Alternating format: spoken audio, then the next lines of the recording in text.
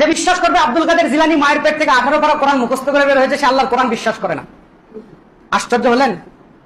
আশ্চর্য হননি?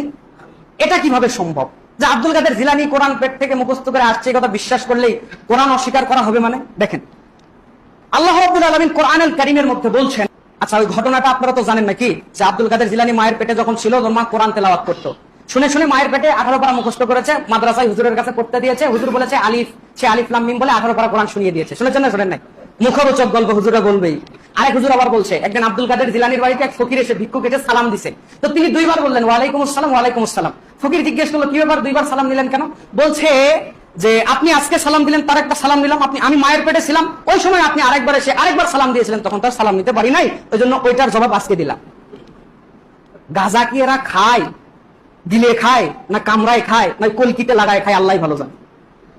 তা আমি যে বললাম যে আব্দুল কাদের জিলানী 18 পারা কোরআন মায়ের পেট থেকে মুখস্থ করে বের হয়ে সে কথা বিশ্বাস করলে আপনি কোরআনের প্রতি ঈমান থাকবে না কেন? আল্লাহ বলছেন সূরা নাহাল 16 নম্বর সূরা 14 নম্বর পারা 78 নম্বর আয়াত, আল্লাহ বলছেন ওয়াল্লাহু আখরাজাকুম মিন বুতুনি উম্মাহাতিকুম লা তা'লামুনা শাইয়া। আল্লাহ বলছে, শোনো দুনিয়ার মানুষ, তোমাদেরকে তোমাদের মায়ের পেট থেকে বের করেছি এমন অবস্থায় লা তা'লামুনা শাইয়া, তোমরা কিছুই জানতে না। তো আল্লাহ বলছে তোমরা কিছুই জানতে না, হুজুর বলছে 18 পারা কোরআন মুখস্থ করে বের হয়েছে, কাটটা নিবেন, আল্লাহটা না হুজুরেরটা?